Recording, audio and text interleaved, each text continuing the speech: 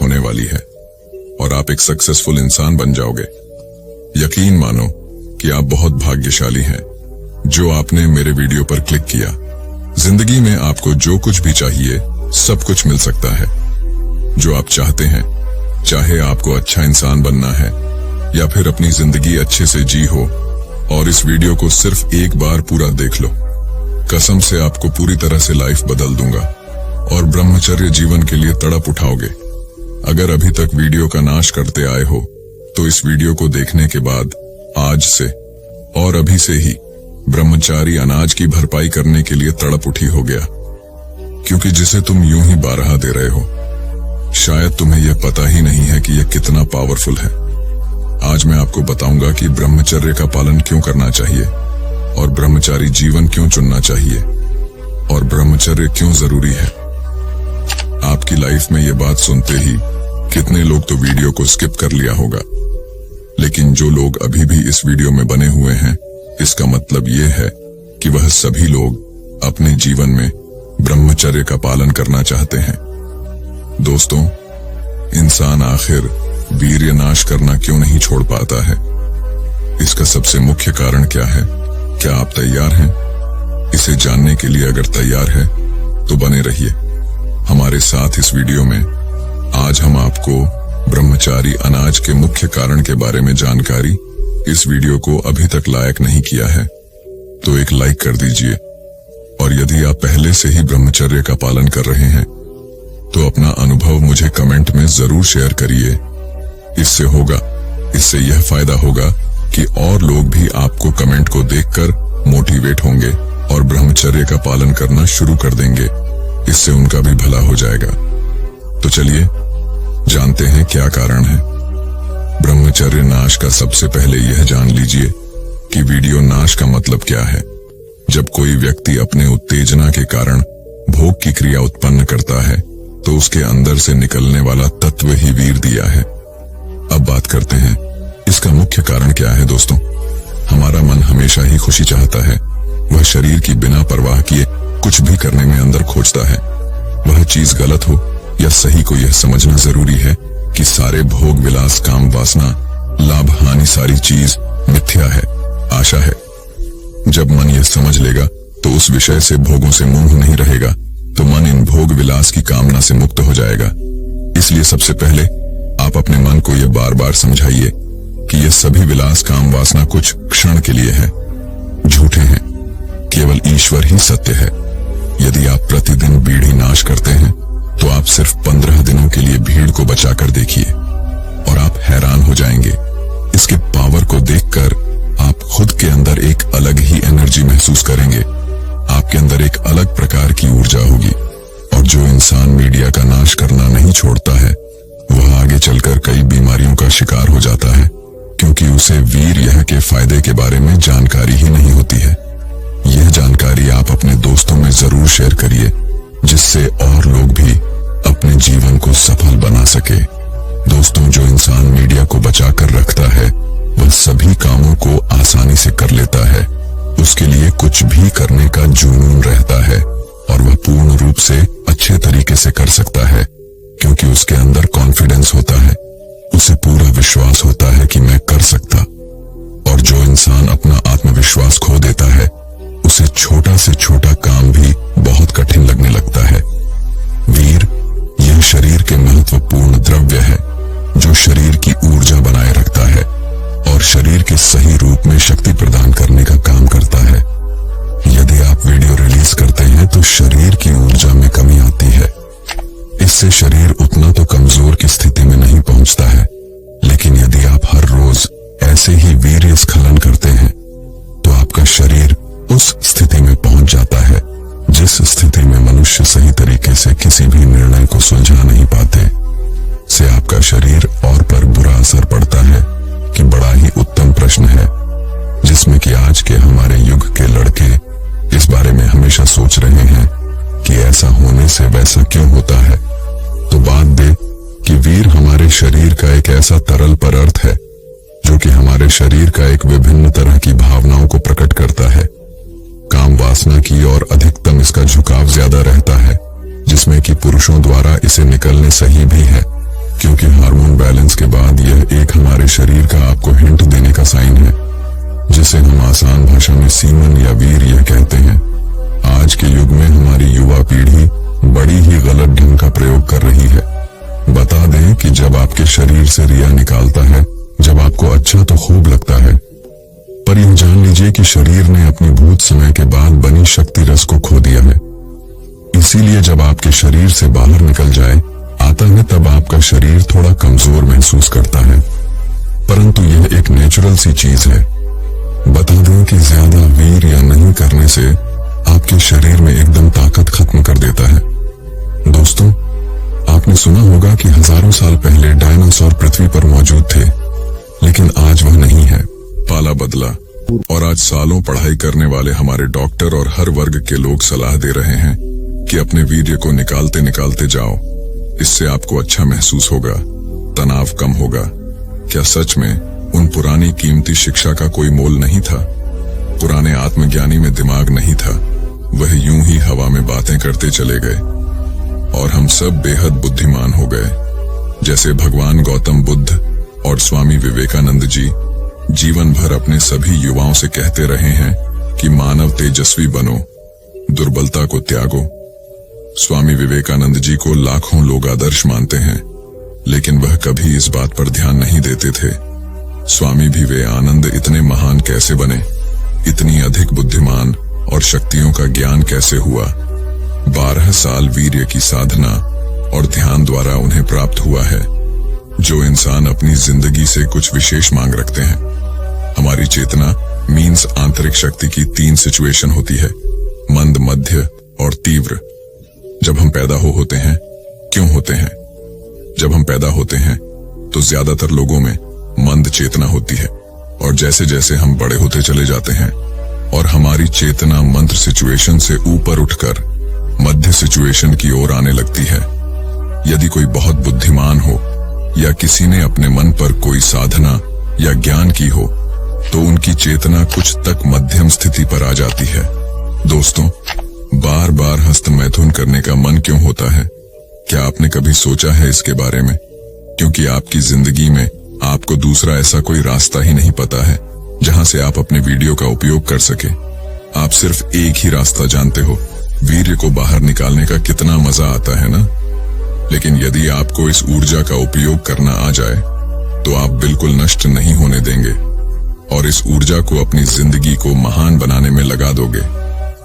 आप खुद सोचो, जो वीर में कितनी शक्ति होगी, वह इतना साधारण तो नहीं हो सकता ना। वीर्य बाहर निकालने के बाद आपको बुरा भी महसूस होता होगा, क्योंकि बहुत बड़ी शक्ति का नुकसान हो जाता है।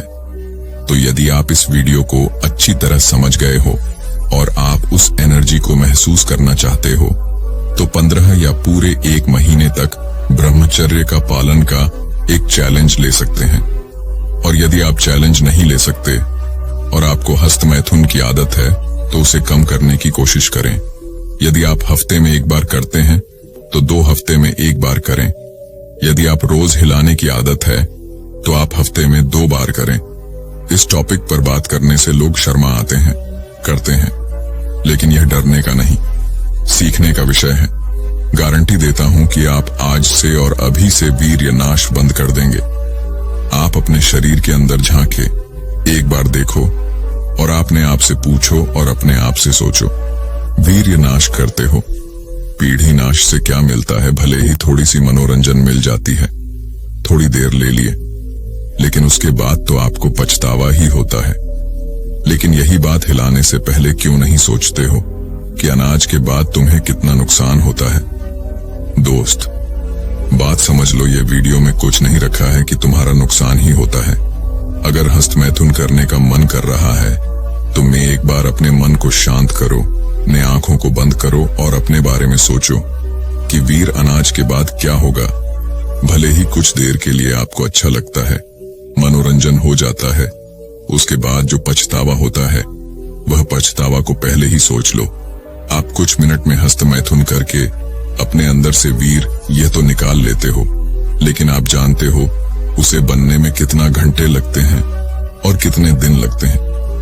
आप थोड़ी सी खुशी के लिए कुछ मिनट में अपने इस कीमती वीडियो को पानी की तरह बहा देते हैं, लेकिन ये आपको पता है कि उसे बनने में आपके शरीर में कई दिन लग जाते हैं। वीर लाश से कुछ नहीं होता है मेरे दोस्त, भले ही आधा घंटा 1 घंटा के लिए तुम्हें शांति मिल जाएगी, लेकिन फिर 1 घंटा 2 घंटा बीतने के बाद काम वासना के लिए तुम्हारे मन आकर्षित होने लगेगा, क्योंकि वीडियो नाश करते करते तो उनको आदत बन चुकी है। आप जानते हैं कि जब आप एक मनुष्य को मरना चाहते हैं और उसके रक्त की एक बूंद गिरती है तो उसमें से एक वैसा ही व्यक्ति पैदा हो जाता है। अगर 100 बूंदें गिरती हैं तो 100 व्यक्ति और पैदा हो जाते हैं। वे उस मनुष्य के बारे में बता रहे हैं जिसने इतनी अधिक शक्ति प्राप्त कर ली है कि उसके खून की हर एक बूंद वीर्य का काम करती है। वह एक बूंद जो गिरती है एक अन्य व्यक्ति को उत्पन्न कर देती है। जीवन के इस आयाम का सही महत्व है। मनुष्य की एक कोशिश एक और व्यक्ति बना सकती है, तो इसमें बहुत अधिक क्षमता होगी। इतनी शक्तिशाली वीर्य को एक ऐसे अत्यंत शक्तिशाली ईंधन में बदला जा सकता है जो आपको भौतिक आयाम से पर है। अपने आप में एक महान शक्ति है। अगर आप भौतिक आयाम को पार करना चाहे तो आपको अपने शरीर को एक अलग ही ढंग से प्रयुक्त करना होगा। यह कहानी 70 साल के एक संत की है, जिन्होंने अपने जीवन में अपार साधना और तपस्या के माध्यम से वीर्य की शक्ति को समझा और उसका महत्व जाना। यह कहानी न केवल एक संत की जीवन यात्रा है, बल्कि वीर्य की शक्ति को बनाए रखने और उसका सम्मान करने के महत्व पर भी प्रकाश डालती है। यह कहानी न केवल उनकी व्यक्तिगत यात्रा को दर्शाती है, बल्कि इस पवित्र ऊर्जा के महत्व को समझाने का भी प्रयास करती है, जो शारीरिक और मानसिक स्वास्थ्य दोनों के लिए महत्वपूर्ण है। संत का जन्म एक साधारण ग्रामीण परिवार में हुआ था। उनके माता पिता धार्मिक प्रवृत्ति के थे और उन्होंने अपने बच्चों को धर्म और आध्यात्म के मार्ग पर चलने की शिक्षा दी। बचपन से ही संत का मन आध्यात्मिकता की ओर आकर्षित था। जब वे 12 वर्ष के थे तब उन्होंने पहली बार एक साधु को ध्यान में देखा और उनके मन में भी ध्यान और साधना की इच्छा जागृत हुई। उनके माता पिता ने भी उनके आध्यात्मिक झुकाव को पहचाना और उन्हें प्रारंभिक शिक्षा के बाद एक आश्रम भेज दिया। यहाँ संत ने विभिन्न योग और ध्यान की विधियों को सीखा। इस दौरान उन्हें वीर्य की शक्ति और उसके संरक्षण के बारे में भी ज्ञान प्राप्त हुआ। उन्होंने सीखा कि कैसे ब्रह्मचर्य का पालन करके जीवन में उन्नति की जा सकती है और शारीरिक एवं मानसिक शक्तियों को बढ़ाया जा सकता है। आश्रम में बिताए गए समय ने संत को ब्रह्मचर्य के महत्व को समझने में मदद की। उन्होंने इस विषय पर गहन अध्ययन किया और इसे अपनी साधना का अभिन्न हिस्सा बनाया। 20 साल की उम्र में संत ने संकल्प लिया कि वे जीवन भर ब्रह्मचर्य का पालन करेंगे और अपनी वीर्य शक्ति को संरक्षित करेंगे। साधना के दौरान संत ने पाया कि वीर्य केवल शारीरिक ऊर्जा नहीं है, बल्कि यह मानसिक और आध्यात्मिक ऊर्जा का भी स्रोत है। उन्होंने अपने गुरु से सीखा कि वीर्य को संरक्षित करना और इसका सही उपयोग करना जीवन की उच्चतम उपलब्धियों में से एक है। उन्होंने ब्रह्मचर्य का पालन करते हुए ध्यान और प्राणायाम के माध्यम से अपनी ऊर्जा को नियंत्रित करना सीखा। संत ने अगले 30 साल तक कठोर तपस्या की। उन्होंने हिमालय के एक दूरस्थ क्षेत्र में एक गुफा में निवास किया, जहां वे ध्यान और साधना में लीन रहते थे। इस अवधि में संत ने वीर्य की शक्ति को समझने और इसका सही उपयोग करने के लिए गहन ध्यान किया। उन्होंने महसूस किया कि वीर्य की शक्ति केवल शारीरिक ऊर्जा नहीं है, बल्कि यह व्यक्ति के संकल्प, मानसिक स्थिरता और आध्यात्मिक उन्नति में भी महत्वपूर्ण भूमिका निभाती है। इस कठोर तपस्या के दौरान संत ने अपने शरीर और मन को पूरी तरह से नियंत्रण में लिया। वे अपने भीतर की ऊर्जा को एकत्रित कर उसे सृजनात्मक कार्यों में बदलने में सफल हुए। संत ने पाया कि वीर्य का संरक्षण उन्हें अद्वितीय शक्ति और स्पष्टता प्रदान करता है, जिससे वे गहरे ध्यान और उच्चतर आध्यात्मिक अवस्थाओं को प्राप्त कर सके। 70 साल की उम्र में संत ने अपनी गुफा से बाहर निकलने और समाज में वापस आने का निर्णय लिया। उन्होंने महसूस किया कि अब समय आ गया है कि वे अपने ज्ञान और अनुभव को दूसरों के साथ साझा करें। वे वापस अपने गांव लौटे, जहां उनका स्वागत एक महान संत के रूप में हुआ। लोग उनकी साधना और तपस्या की कहानियों को सुनने के लिए बड़ी संख्या में आने लगे। संत ने समाज में रहते हुए वीर्य की शक्ति के महत्व को समझाने का बीड़ा उठाया। उन्होंने युवाओं को ब्रह्मचर्य का पालन करने और अपनी ऊर्जा को संरक्षित करने के लिए प्रेरित किया। संत ने बताया कि कैसे वीर्य का सही उपयोग करके व्यक्ति न केवल शारीरिक रूप से बलवान हो सकता है, बल्कि मानसिक और आध्यात्मिक उन्नति भी प्राप्त कर सकता है। संत ने लोगों को वीर्य की शक्ति को बनाए रखने के लिए विभिन्न विधियों की जानकारी दी। उन्होंने योग और प्राणायाम की महत्वपूर्ण भूमिका को समझाया। संत ने कहा कि योगासन और प्राणायाम के नियमित अभ्यास से शरीर की ऊर्जा को नियंत्रित किया जा सकता है, जिससे वीर्य की शक्ति को संरक्षित किया जा सकता है। उन्होंने ध्यान की भी महत्ता पर बल दिया।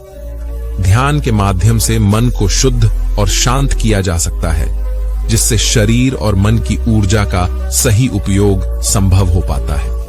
संत ने कहा कि ध्यान करने से मनुष्य अपनी आंतरिक शक्तियों को पहचान सकता है और उन्हें सही दिशा में निर्देशित कर सकता है।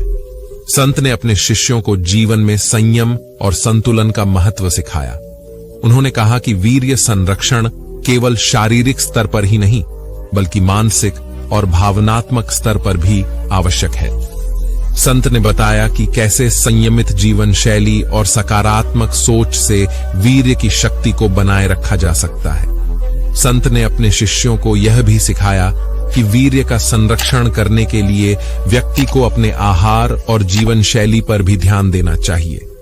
उन्होंने कहा कि सात्विक भोजन, नियमित व्यायाम और ध्यान से व्यक्ति अपनी ऊर्जा को नियंत्रित कर सकता है और वीर्य की शक्ति को बनाए रख सकता है। कहानी के अंत में संत ने अपनी जीवन यात्रा के अनुभवों को संक्षेप में बताया। उन्होंने कहा कि वीर्य की शक्ति केवल शारीरिक ऊर्जा नहीं है, बल्कि यह व्यक्ति के संकल्प, मानसिक स्थिरता और आध्यात्मिक उन्नति का भी स्रोत है। संत ने अपनी शिक्षा को समाज के प्रत्येक व्यक्ति तक पहुंचाने का प्रयास किया और उन्होंने कहा कि यदि व्यक्ति वीर्य की शक्ति को समझकर उसका संरक्षण करता है, तो वह अपने जीवन में उच्चतम उपलब्धियों को प्राप्त कर सकता है। संत की कहानी न केवल वीर्य की शक्ति के महत्व को समझाती है, बल्कि यह भी सिखाती है कि संयम, संतुलन और अनुशासन से व्यक्ति अपने जीवन में महान उपलब्धियां प्राप्त कर सकता है। संत का जीवन एक उदाहरण है कि कैसे कठोर साधना और तपस्या के माध्यम से व्यक्ति अपने शरीर, मन और आत्मा को नियंत्रित कर सकता है और अपने जीवन में उच्चतम लक्ष्यों को प्राप्त कर सकता है। उत्तराखंड के हिमालय की गोद में बसे एक छोटे से गांव में एक साधु का निवास था। इस साधु का नाम स्वामी परमहंस था, जो अपनी 70 वर्ष की आयु में भी युवा और सजीव दिखाई देते थे। स्वामी परमहंस एक तपस्वी साधु थे, जिन्होंने अपने जीवन का अधिकांश समय ध्यान, योग और आध्यात्मिक साधना में बिताया था। वे ब्रह्मचर्य का पालन करते थे और उनका मानना था कि वीर्य धारण एक साधक के लिए अत्यंत महत्वपूर्ण है, जिससे शारीरिक, मानसिक और आध्यात्मिक शक्ति का विकास होता है। स्वामी परमहंस ने बचपन से ही आध्यात्मिक पथ को चुना था। उनके माता पिता की मृत्यु बहुत छोटी आयु में हो गई थी, जिसके बाद उन्हें एक गुरु मिले, जिन्होंने उन्हें आध्यात्मिक जीवन की ओर प्रेरित किया। बचपन से ही वे अपने गुरु के साथ तपस्या और साधना में लीन हो गए थे। उन्हें जीवन के सत्य की खोज में गहरी रुचि थी और इसी खोज ने उन्हें वीर्य धारण और ब्रह्मचर्य के मार्ग पर चलने के लिए प्रेरित किया। स्वामी परमहंस का जन्म एक साधारण परिवार में हुआ था। उनके माता पिता खेती करते थे और बहुत धार्मिक प्रवृत्ति के थे। वे नियमित रूप से पूजा पाठ और धार्मिक अनुष्ठानों का पालन करते थे। स्वामी परमहंस का वास्तविक नाम मोहन था। मोहन का मन बचपन से ही आध्यात्मिकता की ओर झुका हुआ था। वे हमेशा से जीवन के गूढ़ प्रश्नों का उत्तर खोजने के लिए उत्सुक रहते थे। जब मोहन 7 वर्ष के थे, उनके माता पिता की एक दुर्घटना में मृत्यु हो गई। इस घटना ने मोहन के जीवन को पूरी तरह से बदल दिया। वे अकेले रह गए और उनका सहारा कोई नहीं था। उसी समय गांव के एक संत ने उन्हें देखा और उन्हें अपने साथ ले गए। उस संत का नाम स्वामी रामानंद था। स्वामी रामानंद ने मोहन को आश्रम में रहने की अनुमति दी और उन्हें दीक्षा दी। स्वामी रामानंद ने मोहन को ब्रह्मचर्य का पालन करने और वीर्य धारण की महत्ता समझाई। उन्होंने कहा, ब्रह्मचर्य केवल शारीरिक संयम नहीं है, बल्कि यह मानसिक और आध्यात्मिक शुद्धि का मार्ग है। वीर्य धारण से आत्मा की शक्ति बढ़ती है और साधक को उच्च आध्यात्मिक स्तर पर पहुंचने में सहायता मिलती है। स्वामी परमहंस ने अपने गुरु की शिक्षाओं को पूरी तरह से अपनाया और अपने जीवन को साधना, ध्यान और योग के लिए समर्पित कर दिया। उन्होंने वीर्य धारण की प्रक्रिया को गहराई से समझा और उसे अपने जीवन में लागू किया। वीर्य को धारण करने के लिए उन्होंने विभिन्न योगासन, प्राणायाम और ध्यान की विधियों का अभ्यास किया। स्वामी परमहंस ने वीर्य धारण को आत्मशक्ति का स्रोत माना। उन्होंने महसूस किया कि वीर्य धारण से न केवल शारीरिक शक्ति बढ़ती है, बल्कि मानसिक और आध्यात्मिक शक्ति भी विकसित होती है। वीर्य धारण से साधक का मन शुद्ध और स्थिर होता है, जिससे ध्यान और साधना में गहनता आती है। योग और प्राणायाम के माध्यम से साधक अपनी शारीरिक और मानसिक ऊर्जा को नियंत्रित कर सकता है। स्वामी परमहंस ने नियमित रूप से सूर्य नमस्कार, त्रिकोणासन और पद्मासन जैसे योगासन का अभ्यास किया। प्राणायाम के माध्यम से उन्होंने अपनी श्वास को नियंत्रित किया, जिससे उनकी मानसिक शांति और आत्म साक्षात्कार की प्रक्रिया में वृद्धि हुई। ध्यान के माध्यम से साधक अपने मन को शुद्ध और स्थिर कर सकता है। स्वामी परमहंस ने ध्यान को अपनी साधना का मुख्य हिस्सा बनाया। उन्होंने ध्यान के माध्यम से अपने मन को एकाग्र किया और आत्म साक्षात्कार की दिशा में आगे बढ़े। ब्रह्मचर्य का पालन स्वामी परमहंस के जीवन का एक महत्वपूर्ण हिस्सा था। उन्होंने अपने मन, वचन और कर्म को शुद्ध और संयमित रखा। उन्होंने न केवल शारीरिक संयम का पालन किया, बल्कि मानसिक और भावनात्मक शुद्धि को भी महत्वपूर्ण माना। स्वामी परमहंस की साधना के परिणाम स्वरूप उन्होंने कई अद्वितीय आध्यात्मिक अनुभव किए। उन्होंने महसूस किया कि वीर्य धारण के कारण उनकी आत्मशक्ति में वृद्धि हुई है और वे आत्म साक्षात्कार की दिशा में आगे बढ़ रहे हैं। एक दिन ध्यान की गहन अवस्था में स्वामी परमहंस ने आत्म साक्षात्कार का अनुभव किया। उन्होंने महसूस किया कि आत्मा अनंत और शाश्वत है और यह शरीर और मन से परे है। उन्होंने देखा कि यह संसार माया है और आत्मा ही वास्तविकता है। स्वामी परमहंस ने इस अनुभव को अपने जीवन का सबसे महत्वपूर्ण क्षण माना। उन्होंने महसूस किया कि वीर्य धारण ने उन्हें इस उच्चतम आध्यात्मिक अनुभव की ओर अग्रसर किया। उन्होंने अपने शिष्यों को वीर्य धारण और ब्रह्मचर्य का महत्व समझाया और उन्हें इस मार्ग पर चलने के लिए प्रेरित किया। स्वामी परमहंस ने आयुर्वेद के सिद्धांतों को भी अपने जीवन में अपनाया। उन्होंने आयुर्वेदिक औषधियों और आहार का पालन किया, जिससे उनके शरीर और मन को संतुलित रखने में सहायता मिली। उन्होंने त्रिफला, अश्वगंधा और शिलाजीत जैसे औषधियों का सेवन किया, जिससे उनकी शारीरिक शक्ति और वीर्य धारण की क्षमता में वृद्धि हुई। स्वामी परमहंस ने सरल और सादा जीवन शैली अपनाई। उन्होंने शुद्ध और सात्विक आहार का सेवन किया, जिसमें ताजे फल, सब्जियां और सूखे मेवे शामिल थे। उन्होंने तामसिक और रजसिक भोजन से परहेज किया, जो मन और शरीर को अशुद्ध कर सकते थे। उन्होंने नियमित रूप से जल का सेवन किया और अपने शरीर को विषाक्त पदार्थों से मुक्त रखने के लिए उपवास किया। स्वामी परमहंस के जीवन में वीर्य धारण का गहरा प्रभाव पड़ा। उन्होंने महसूस किया कि वीर्य धारण से न केवल उनका शारीरिक स्वास्थ्य सुधरा। बाकी अगर आपको ये वीडियो दिल से अच्छी लगी हो, तभी इस वीडियो को लाइक कर देना। और आपने अब तक इस चैनल को सब्सक्राइब न किया हो, तो चैनल को सब्सक्राइब भी जरूर कर देना।